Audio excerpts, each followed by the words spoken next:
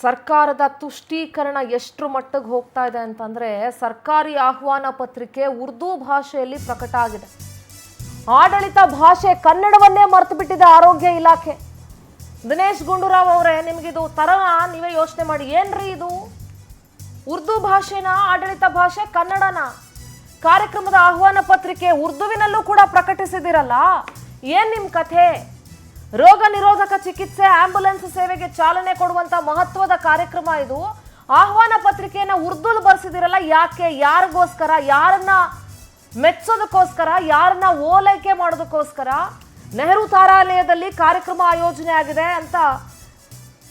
ಅಂಥ ಕಾರ್ಯಕ್ರಮದಲ್ಲಿ ಓಲೈಕೆ ಮಾಡೋದಕ್ಕೆ ಅಧಿಕೃತವಲ್ಲದ ಭಾಷೆಯಲ್ಲೂ ಕೂಡ ಸರ್ಕಾರದ ಆಹ್ವಾನ ಪತ್ರಿಕೆಯನ್ನ ನೀವು ಮಾಡ್ತೀರಾ ಅಂತಂದ್ರೆ ಅಲ್ಪಸಂಖ್ಯಾತರ ಓಲೈಕೆ ಮಾಡೋದಕ್ಕೆ ಇದು ನಿಮಗೆ ಹೊಸ ಒಂದು ದಾರಿನ? ನಾಚಿಕೆ ಆಗಲ್ವೇನ್ರಿ ನಿಮಗೂ ನಿಮ್ಮ ಸರ್ಕಾರಕ್ಕೆ?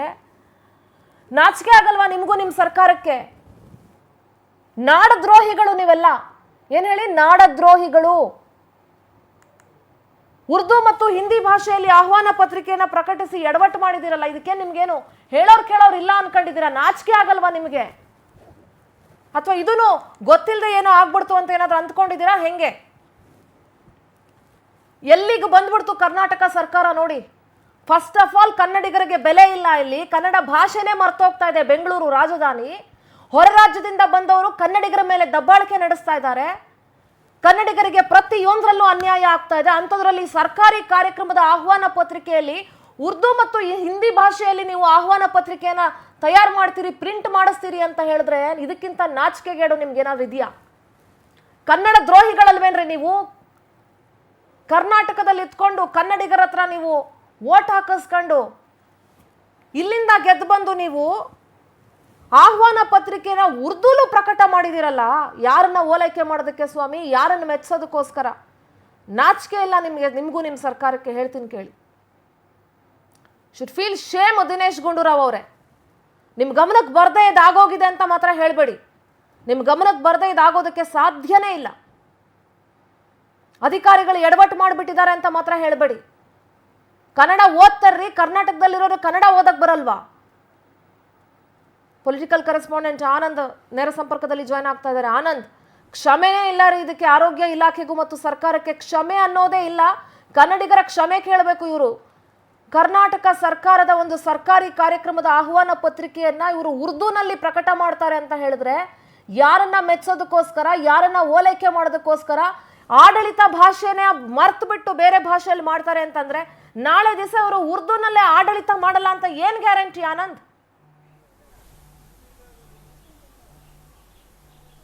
ಖಂಡಿತವಾಗ್ಲೂ ಸಿಂಧೂರ, ಇದು ಓಲೈಕೆ ರಾಜಕಾರಣವಲ್ಲದೆ ಮತ್ತೇನು ಅಲ್ಲ ಅಂತಲೂ ಕೂಡ ಹೇಳ್ಬೋದು. ಯಾಕೆಂದರೆ ಪದೇ ಪದೇ ಅಲ್ಪಸಂಖ್ಯಾತರನ್ನ ಓಲೈಕೆ ಮಾಡೋದಕ್ಕೆ ರಾಜ್ಯ ಸರ್ಕಾರ ಒಂದಲ್ಲ ಒಂದು ರೀತಿಯಲ್ಲಿ ಇಂಥ ಒಂದು ಎಡವಟ್ಟುಗಳನ್ನು, ಇಂಥದ್ದೊಂದು ವಿವಾದಾತ್ಮಕ ವಿಚಾರಗಳನ್ನು ಕೈಗೆತ್ಕೊಂಡೇ ಬರ್ತಾ ಇದೆ. ಹಿಂದೆ ಅಲ್ಪಸಂಖ್ಯಾತರಿಗೆ ಮೀಸಲಾತಿಯನ್ನು ಕೊಟ್ಟು ಭಾರಿ ವಿವಾದವನ್ನು ಮೈ ಮೇಲೆ ಎಳೆದುಕೊಂಡಿದ್ರು.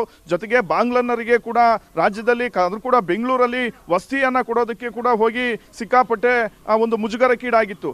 ಈಗ ಆರೋಗ್ಯ ಇಲಾಖೆಯ ಕಾರ್ಯಕ್ರಮದಲ್ಲಿ ಅಧಿಕೃತವಾಗಿ ಈ ರೀತಿ ಹಿಂದಿ ಉರ್ದು ಭಾಷೆಯಲ್ಲಿ ಈ ತರ ಒಂದು ಆಹ್ವಾನ ಪತ್ರಿಕೆಯನ್ನ ಪ್ರಕಟ ಮಾಡಿರ್ತಕ್ಕಂಥದ್ದು ನಿಜಕ್ಕೂ ಕೂಡ ಇದು ನಾಡದ್ರೋಹಿನೇ ಅಂತ ಸಾಮಾಜಿಕ ಜಾಲತಾಣಗಳಲ್ಲಿ ಬಹಳಷ್ಟೊಂದು ಟೀಕೆಗಳು ವ್ಯಕ್ತವಾಗ್ತಾ ಇರ್ತಕ್ಕಂಥದ್ದು. ಪದೇ ಪದೇ ಸಿದ್ದರಾಮಯ್ಯನವರು ಹೇಳ್ತಾರೆ, ನಾವು ಕನ್ನಡಿಗರ ಪರವಾಗಿದ್ದೀವಿ, ಕನ್ನಡಿಗರ ಸರ್ಕಾರ ಅಂತ ಹೇಳ್ತಾರೆ. ಜೊತೆಗೆ ಬಿಜೆಪಿಯವರನ್ನ ಮೂತಲಿಸ್ತಾರೆ. ಇವ್ರು ಯಾವತ್ತೂ ಕೂಡ ಹಿಂದಿ ಏರಿಕೆಯನ್ನ ಮಾಡ್ತಾರೆ, ಹಿಂದಿ ವಾಲಾಗಳು ಅಂತ ಬಹಳಷ್ಟು ಟೀಕೆಗಳನ್ನ ಮಾಡ್ತಾರೆ. ಇದಕ್ಕೆ ಸಿಎಂ ಸಿದ್ದರಾಮಯ್ಯನವರು ಏನು ಉತ್ತರ ಕೊಡ್ತಾರೆ ಅನ್ನೋದನ್ನ ಕಾದು ನೋಡ್ಬೇಕಾಗಿತ್ತು. ಸದ್ಯ ಇದು ಆರೋಗ್ಯ ಇಲಾಖೆ, ದಿನೇಶ್ ಗುಂಡೂರಾವ್ ಅವರು ಕೂಡ ಇದಕ್ಕೆ ಜವಾಬ್ದಾರರಾಗ್ತಾರೆ.